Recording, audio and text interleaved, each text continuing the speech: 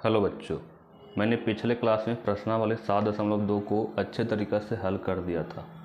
अब जैसे ही 7.2 आपका हल हो गया है तो अब आप लोग क्या करिए कि 7.3 में भी आसान तरीक़े से हम लोग समझने का प्रयास करेंगे। ठीक है, तो समझिए ना कि इसमें जो मेन रूप से है कि त्रिभुज के क्षेत्रफल पर आधारित सारे प्रश्न हैं। अब जिनको त्रिभुज का क्षेत्रफल याद है उनको अच्छे से ढंग से समझ में आएगा, जिनको नहीं था पहले सबसे ज़्यादा फार्मूला याद करो, उसके बाद यहाँ पर प्रश्न को हम लोग बनाएंगे। देखिए प्रश्न है, उस त्रिभुज का क्षेत्रफल ज्ञात कीजिए जिसके शीर्ष हैं। पहला, इसमें दो को दिया गया, पहला है 2 3 -1 0 2 4, इसका निर्देशांक है। त्रिभुज के तीनों भुजा कोणों का निर्देशांक दिया गया। फिर यहाँ पर से -5 1 -5 -1 3 -5 5 और 2। ठीक है, देखिए इसको बनाने का प्रयास करते हैं जल्दी से। देखिए प्रश्न को सोल्व करते हैं। प्रश्न जो आपका था बोला था कि उस त्रिभुज का क्षेत्रफल ज्ञात करिए। तो सबसे पहले आपका फर्ज बनेगा क्या कि त्रिभुज एक बनाइए। त्रिभुज का नाम दे सकते हैं ABC। ठीक है, देखिए त्रिभुज के जो निर्देशांक दिए गए थे पहले थे 2 3, इसका निर्देशांक दिए गए थे आपका -1 और 0।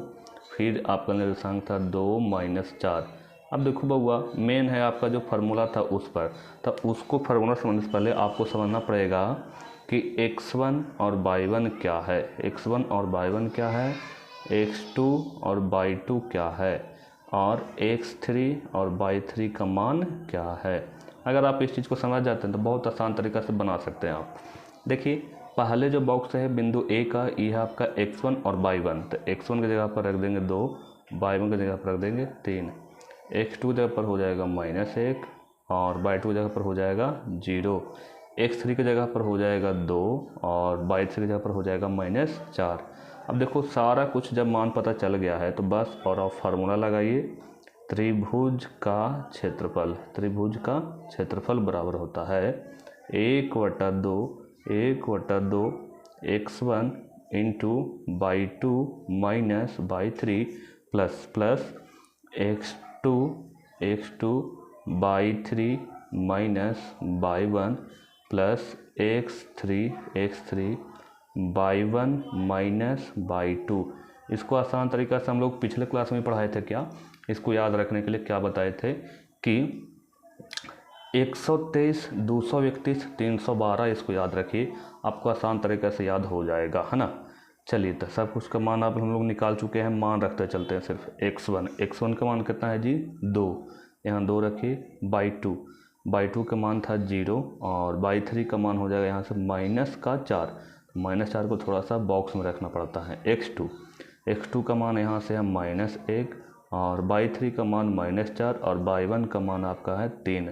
ठीक है, x3 का मान है 2, y1 का मान 3 और y2 का मान 0।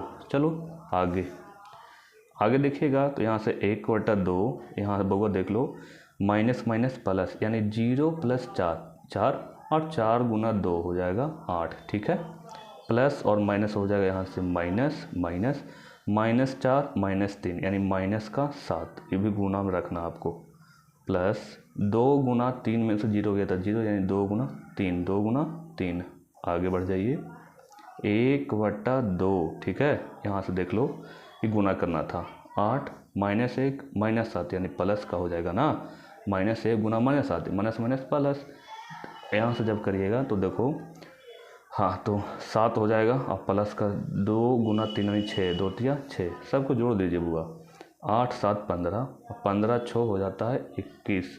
21 × 1 21 और बटा में 2 यानी 21/2 वर्ग इकाई या वर्ग मात्रक आप इसको बोल सकते हैं, है ना। और आपका यही आंसर बन जाएगा। ठीक है, बाकी आगे के प्रश्न अभी देखते हैं।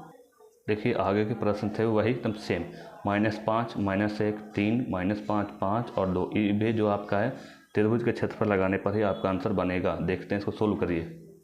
देखिए प्रश्न था कि त्रिभुज के निर्देशांक दिए गए हैं और उसी निर्देशांक का यूज करके आपको त्रिभुज के क्षेत्रफल बनाने थे। जैसा कि निर्देशांक था -5 -1। ठीक है, बी नाम के बिंदु का भी निर्देशांक दिया गया था 3 और -5। ठीक है, सी का देख लो 5 और 2। अब देखो फिर उसी प्रकार से सब भी कुछ आप ही लोग बता सकते हैं अब क्या कि इसमें से x1 क्या है जी, y1 क्या है। तो पहला बॉक्स यानी ए वाले बिंदु को बोलते हैं x1 और y1। इसमें से x1 निकल के आ जाएगा -5 और y1 का मान आ जाएगा -1, ठीक है। यहाँ से देख लीजिए x2 और y2, x2/2 साथ में, तो x2/2 इस b वाला को कहलाएगा, तो x2 हो जाएगा 3 और y2 हो जाएगा -5, ठीक है। उसके बाद आ जाइए x3 और y3, x3 का मान हो जाएगा 5 और y3 का मान हो जाएगा 2, बिंदु C का। बउआ जब इतना समझ गया तो आगे देख लीजिए, थोड़ा सा देखना है आपको, बस फार्मूला आप लगाइए, त्रिभुज का क्षेत्रफल, फार्मूला आपको याद होना चाहिए, 1/2 x1 into y2 minus y3 plus x2 y3 minus y1 plus x3। उतना हार्ड नहीं है, आप याद रखने का प्रयास करिएगा तो आपसे भी याद हो जाएगा, है ना। अब देखिए यहाँ से सब कुछ का मान रखते चले।